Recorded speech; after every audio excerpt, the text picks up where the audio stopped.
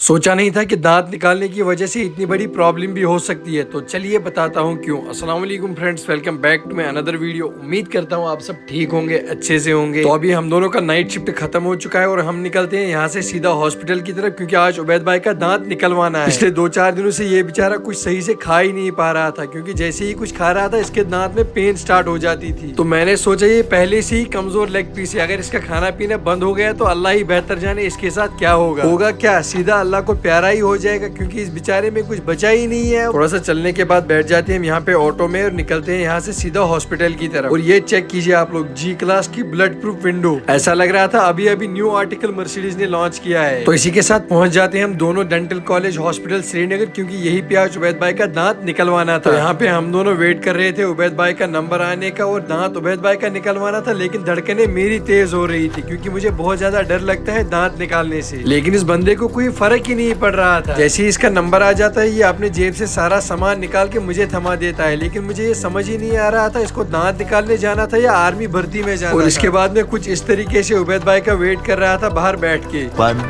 hour later.